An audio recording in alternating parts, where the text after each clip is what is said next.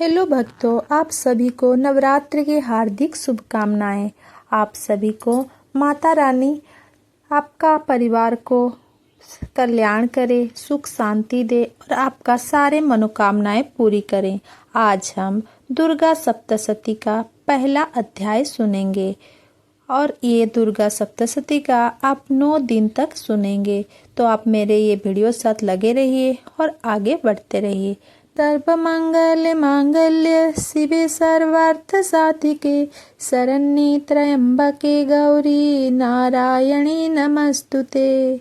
इसी के साथ आज हम दुर्गा सप्तशती का पहला अध्याय पढ़ेंगे। महर्षि ऋषि का राजा सूरत और समाधि नामक वैश्य को देवी की महिमा बताना। महर्षि मार्कंडेय जी बोले, सूर्य के पुत्र सवर्णी की उत्पत्ति की कथा विस्तार पूर्वक कहता हूँ, सुनो। सवर्णी महामाया की कृपा से जिस प्रकार मनवंतर के स्वामी हुए उसका हाल भी सुनो। पहले स्वारोचिचिस नामक मनवंतर में चित्रवंशी सूरत नाम के एक राजा थे। सारी पृथ्वी पर उनका राज्य था। वो प्रजा को अपने पुत्र के समान मानते थे, तो भी कोला विध्वंसी राजा उनके शत्रु बन गए। दुष्टों को दंड देने वाले राजा सूरत की उनके साथ लड़ाई हुई। कोला विध्वंसियों के संख्या में कम होने पर भी राजा सूरत युद्ध में उनसे हार गए। तब वो अपने नगर में आ गए। केवल अपने देश का राज्य ही उनके पास रह गया और वो उसी देश के राजा होकर राज्य करने लगे। किंतु उनके शत्रुओं ने उन पर वहां भी आक्रमण किया। राजा को बलहीन देखकर उसके दुष्ट मंत्रियों ने राजा की सेना और खजाना अपने अधिकार में कर लिया। राजा सूरत अपने राज्याधिकार को हार कर शिकार खेलने के लिए बहाने घोड़े पर सवार होकर वहां से एक भयंकर वन की ओर चले गए। उस वन में उन्होंने महर्षि मेधा का आश्रम देखा। वहां मेधा महर्षि अपने शिष्य तथा मुनियों से सुशोभित बैठे हुए थे और वहां कितने ही हिंसक जीव परम शांत भाव से रहते थे। राजा सूरत ने महर्षि मेधा को प्रणाम किया और महर्षि ने भी उनका उचित सत्कार किया। राजा सूरत महर्षि के आश्रम में कुछ समय तक ठहरे। अपने नगर की ममता के आकर्षण से राजा अपने मन में सोचने लगे, पूर्व काल में पूर्वजों ने जिस नगर का पालन किया था वह आज मेरे हाथ से निकल गया। मेरे दुष्ट एवं दुरात्मा मंत्री मेरे नगर की अब धर्म से रक्षा कर रहे होंगे या नहीं। मेरा प्रधान हाथी, जो कि सदा मद की वर्षा करने वाला और शूरवीर था, मेरे बैरियों के बस में होकर ना जाने क्या दुख भाग भोग रहा होगा। मेरे आज्ञाकारी नौकर, जो मेरी कृपा से धन और भोजन पाने से सदैव सुखी रहते थे और मेरे पीछे पीछे चलते थे, वे अब निश्चय ही दुष्ट राजाओं का अनुसरण करते होंगे। मेरे दुष्ट एवं दुरात्मा मंत्रियों द्वारा व्यर्थ ही धन को स्वयं व्यय करने से संचित किया हुआ मेरा खजाना एक दिन अवश्य खाली हो जाएगा। इस प्रकार की बहुत सी बातें सोचता हुआ राजा निरंतर दुखी रहने लगा। एक दिन राजा सूरत ने महर्षि मेधा के आश्रम के निकट एक वैश्य को देखा। राजा ने उससे पूछा, भाई तुम कौन हो? यहाँ तुम्हारे आने का क्या कारण है? तुम मुझे शोकग्रस्त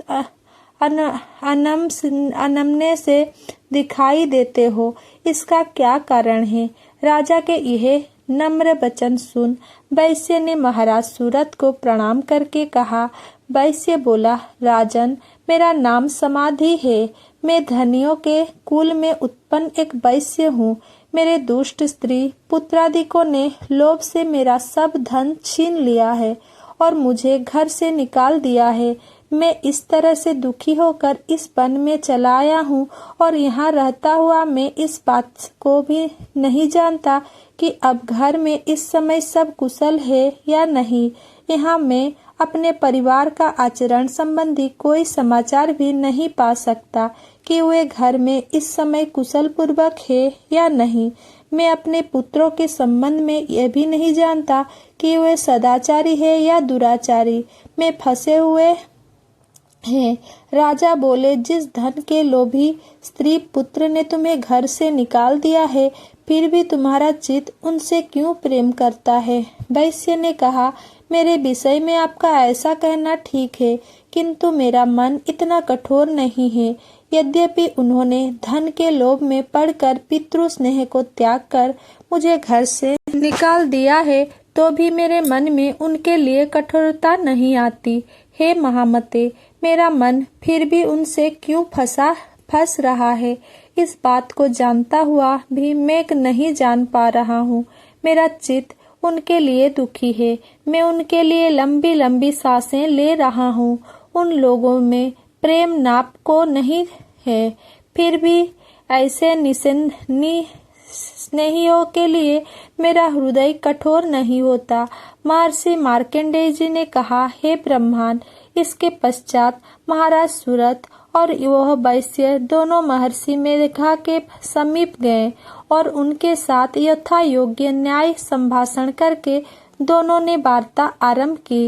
राजा बोले, हे भगवान, मैं आपसे एक बात पूछना चाहता हूँ, सो आप कृपा करके मुझे बताइए।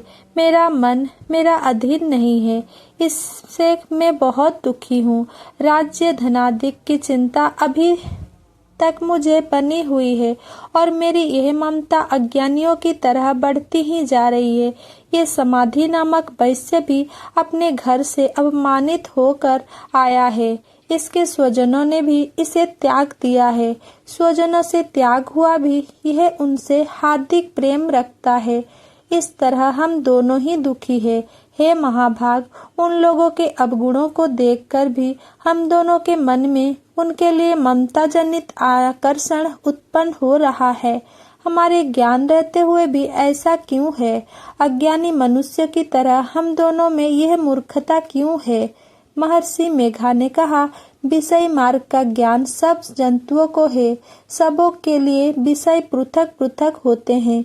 कुछ प्राणी दिन में नहीं देखते और कुछ रात को, परंतु कई जीव ऐसे हैं जो दिन तथा रात दोनों में देख सकती है। यह सत्य है कि मनुष्य में ज्ञान प्रधान है, किंतु केवल मनुष्य ही ज्ञानी नहीं होता। पशु पक्षी आदि को भी ज्ञान है।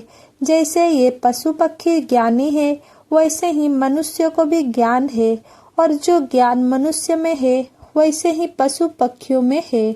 अन्य बातें भी दोनों में एक जैसी पाई जाती है।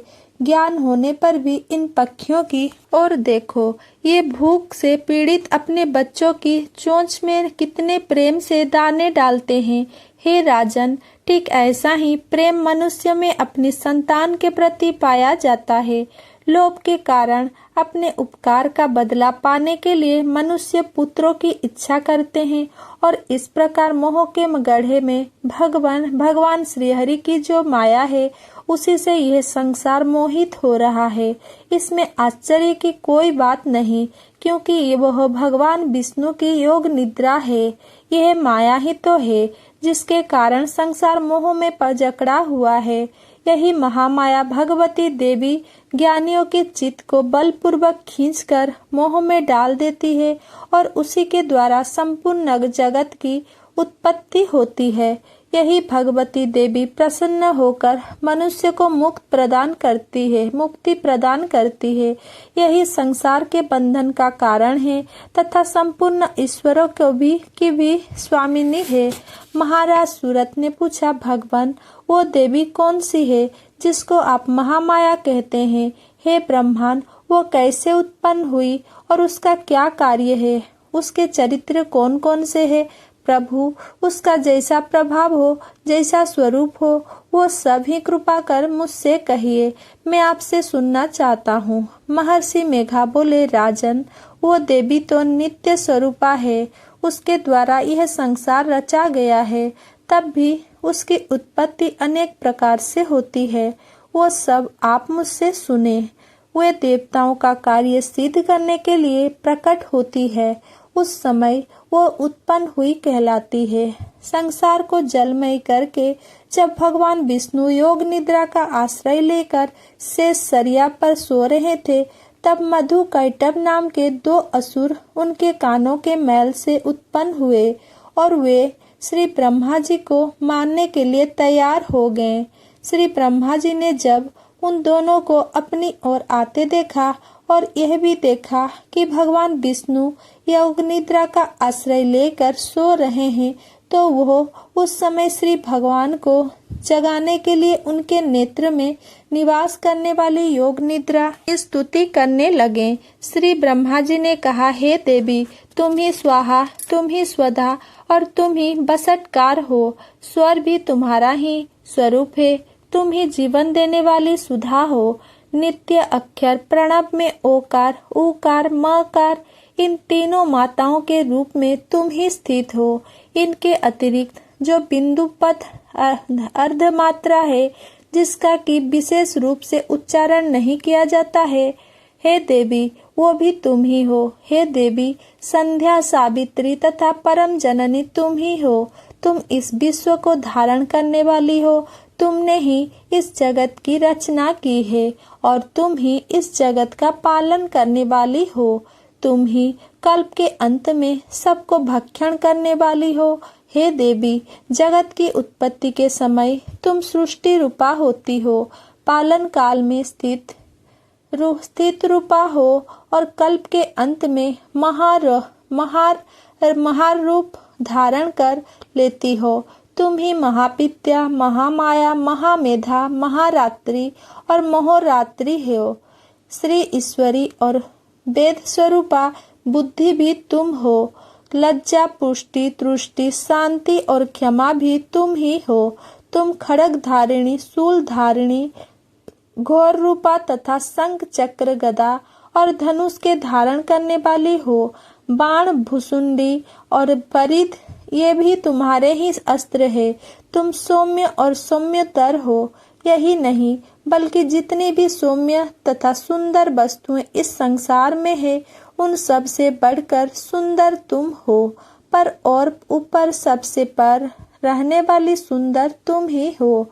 हे सर्वस्वरूपे देवी, जो भी सत असत पदार्थ है और उनमें जो शक्ति है, वो तुम ही हो। ऐसी अवस्था में भला तुम्हारी स्तुति कौन कर सकता है। इस संसार की सृष्टि, पालन और संहार करने वाले जो भगवान है, उनको भी जब तुमने निद्रा के वशीभूत कर दिया है, तो फिर तुम्हारी स्तुति कौन कर सकता है। मुझे भगवान विष्णु तथा भगवान शंकर को शरीर धारण कराने वाली तुम ही हो।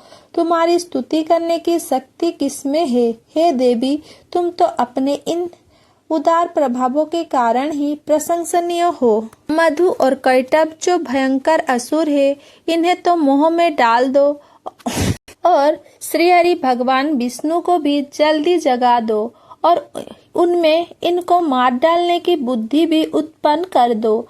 महर्षि मेघा बोले, हे राजन, जब श्री ब्रह्मा जी ने देवी से इस प्रकार स्तुति करके भगवान को जगाने तथा मधु और कैटभ को मारने के लिए कहा, तो वे भगवान श्री विष्णु के नेत्र, मुख, नासिका, बाहु, हृदय और वक्षस्थल से निकलकर श्री ब्रह्मा जी के सामने खड़ी हो गई।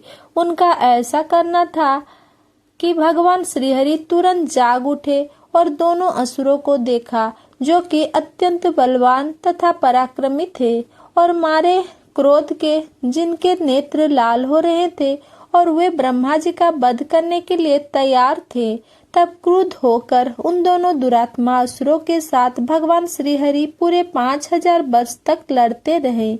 एक तो वे अत्यंत बलवान तथा पराक्रमी थे, दूसरे महामाया ने भी उन्हें मोह में डाल रखा था। अतः वे श्री भगवान से कहने लगे, हम दोनों तुम्हारी वीरता से अत्यंत प्रसन्न हैं, तुम हमसे कोई वर मांगो।